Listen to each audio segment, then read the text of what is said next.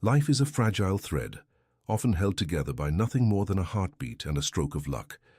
We walk through our days believing in the permanence of our existence, yet the boundary between being and nothingness is as thin as a single breath. For most, this boundary remains a theoretical concept, a distant horizon never reached. But for others, the world collapses in a heartbeat, leaving them to stand on the precipice of the impossible. These are the moments when the human spirit is stripped of its civilization, reduced to a raw, pulsating core that refuses to extinguish. High in the jagged peaks of a remote mountain range, a climber found himself swallowed by the earth. A single misstep turned a triumphant ascent into a descent into darkness as he plummeted into a deep, icy crevasse. Wedged between walls of stone and ancient ice, his arm was crushed, pinned by a boulder that refused to budge. The silence was absolute, broken only by the sound of his own shallow breathing. As hours bled into days, the cold began its slow, methodical assault, numbing his skin and slowing his pulse. He was faced with an agonizing choice that most of us cannot fathom. Wait for a rescue that would never come and die a slow death, or perform the unthinkable. With nothing but a dull blade and the primal urge to see the sun again, he chose to sever the limb that held him captive. It was a brutal trade, a piece of himself for the chance to breathe another day. Miles away, on the vast, indifferent expanse of the open ocean, another soul battled the void. A lone sailor, his vessel destroyed by a sudden storm, drifted in a tiny lifeboat. The horizon offered no hope, only a shimmering line where the blue of the sky met the blue of the deep. Months passed in a haze of salt spray and scorching heat. Isolation is a predator that hunts the mind, and soon the walls of his reality began to crumble. He began to see them, his lost loved ones, sitting on the edge of the raft, speaking to him in voices that sounded as real as the waves. These hallucinations were both a cruelty and a salvation, a psychological bridge back to a world he feared he would never see again. He lived in two worlds simultaneously, one of starving reality and one of desperate memory. While the sailor fought the sea, a hiker in a dense forest found herself the target of a different kind of terror. She was not lost, she was hunted. A predator, silent and lethal, trailed her through the undergrowth. The raw instinct of fight or flight took over, turning her blood to ice and her senses into sharp, vibrating needles. Every snap of a twig was a potential death sentence. In those hours of pursuit, her mind didn't focus on the fear, but on the faces of those she loved. Before we continue, subscribe to the channel and tell us in the comments where you are watching from. Their memory became a physical lifeline, a reason to push through the exhaustion and find the strength to outmaneuver a killer that knew the woods better than she ever would. This leads us to the mystery of human will. Why do some people give up while others find a hidden reservoir of strength deep within their souls?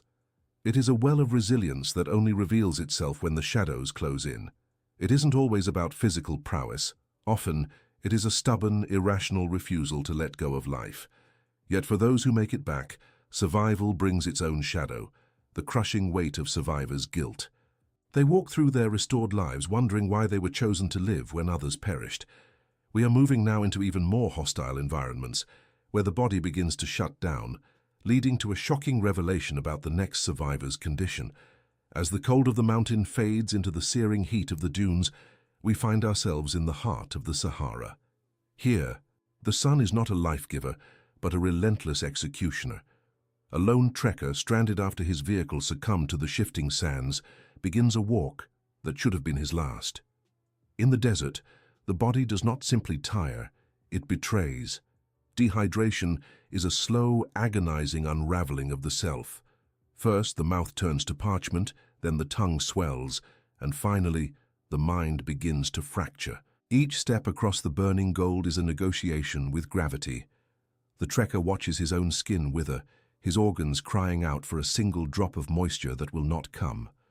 Hope, in this desolate expanse, becomes a cruel mirage, a shimmering lake that vanishes just as the soul reaches out. Deep within the emerald canopy of the Amazon, the struggle takes a different, more suffocating form. A survivor of a light aircraft crash finds herself alone in a world that wants to consume her. The jungle is a deafening roar of life, none of it friendly. Every scratch from a thorn becomes a breeding ground for infection, and the damp heat ensures that nothing ever truly heals. For days she navigates the labyrinth of roots and vines, her body a feast for swarms of insects that never sleep. The psychological weight of the silence between the trees is heavy, a physical pressure against her chest. She is not just fighting the environment, she is fighting the urge to let the green abyss swallow her whole. The betrayal here is one of abundance. Too much water, too much life, yet nothing that can save her. From the suffocating humidity of the jungle, we plunge into the absolute darkness of an underwater cave. A diver finds the unthinkable has happened. A silt-out has blinded him, and his guideline has snapped. In the narrow limestone throat of the earth, he is trapped with a dwindling oxygen tank. The hiss of his regulator is a countdown, a rhythmic reminder of his approaching end. In the silence of the deep, there is no light to guide the way. He enters a state of forced meditation, slowing his heart rate to preserve every precious molecule of air. This is the ultimate test of the mind, staying calm while the atmosphere you carry on your back runs dry. He breathes in the metallic tang of the final liters, staring into a blackness so thick it feels like a solid weight, contemplating his final breaths. Yet nature is not the only force that tests the boundaries of human endurance. Sometimes the threat wears a human face. A hostage, held in a windowless cell for years, faces a different kind of survival. This is not a battle against thirst, but a war against the erosion of the soul. His captor uses psychological warfare as a scalpel, attempting to strip away every layer of his identity. In the face of total oppression, resilience becomes a quiet, internal rebellion. He maintains his dignity by reciting poetry in his head and by refusing to let his spirit break. The betrayal here is of the human contract itself, yet even in the darkest hole, he finds a way to remain sane when the world outside has forgotten he exists. As we move from the physical to the spiritual, the tension escalates. Survival is no longer just about keeping the heart beating. It is about maintaining the will to exist. At the worst possible moment, technology fails, the compass breaks, or the body simply gives out. This is the moment of ultimate betrayal, where everything we rely on is stripped away. We are left with nothing but the raw, unyielding core of our being. The endurance required to stay conscious, to stay hopeful, and to stay human is a miracle. These stories are merely the prelude. The final 3 survivors defy the laws of our nature. The narrative shifts from the dark cells of human captivity to the terrifying vastness of the open sky. The air was thin and freezing, 30,000 feet above the earth, when the floor suddenly vanished. For one flight attendant, the nightmare became a kinetic, bone-shattering reality. A mid-air explosion shattered the cabin, hurling her into the abyss. She was not a bird, nor did she have a parachute. She was merely a passenger of gravity. The fall lasted for minutes, a silent, terrifying scream through the clouds as the wind tore at her uniform. Yet miraculously, she survived.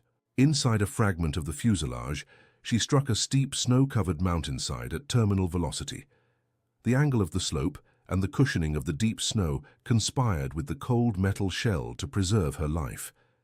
It was a miracle of luck, proving that even the laws of gravity can be negotiated when the human spirit refuses to let go.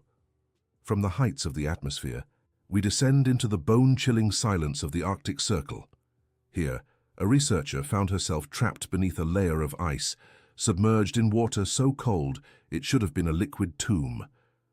For 80 minutes, she remained under the surface, her body temperature plummeting until her heart simply ceased to beat.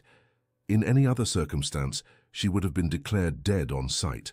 But the extreme cold performed a biological alchemy, slowing her metabolism and protecting her brain from the crushing lack of oxygen. She was a frozen statue, a human being suspended in time. When rescuers finally pulled her limp blue form from the slush, her heart began to flicker back to life as she was slowly warmed. She returned from a state that medicine defines as final, reminding us the line of life is thin and mysterious. This leads us to the final threshold, the most impossible survival of all, the return from the absolute void. A person whose heart had stopped for nearly an hour lay on a hospital bed, a flat line echoing through the room. The clinical definition of death is a quiet, steady rhythm of silence, yet he walked away, not just alive, but fully intact. Without the expected brain damage that usually follows such a long absence of blood flow, he returned with a memory of the darkness that was not empty, but filled with a strange, lingering peace. He is the ultimate testament to the resilience of the human form, a living bridge between the world we know and the mystery that awaits us all. He had simply refused to cross that final border, defying every known medical statistic.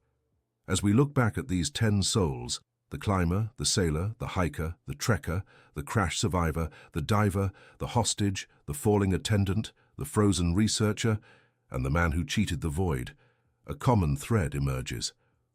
While their environments were diverse, their victory was singular. The impossible is conquered by the mind long before the body catches up. It is the stubborn flicker of consciousness that refuses to be extinguished, the psychological anchor of family and love that keeps a person tethered to this side of existence. Often, it is the memory of a mother's voice, a child's laughter, or a partner's touch that provides the necessary strength. Each of these survivors shares a new perspective on the ticking of the clock. To them, time is no longer a resource to be spent, but a sacred, fleeting gift. They walk through their restored lives with a quiet grace and an intensity born from the knowledge of how easily the thread can snap. In the end, the human spirit is not a fragile thing. It is a forge of will, capable of withstanding the most intense pressure and emerging stronger than before. This part marks the end of our journey through the impossible. These stories are not just tales of luck, they are blueprints of endurance. They remind us that even when nature turns against us, there is a reservoir of strength hidden within the marrow of our bones. If you were pushed to the absolute edge, if every safety net was stripped away and you stood face to face with the end, what would you discover about yourself? Would you find that hidden spark, or would you let the cold shadows win? The answer lies within the quiet, unyielding depths of your own will.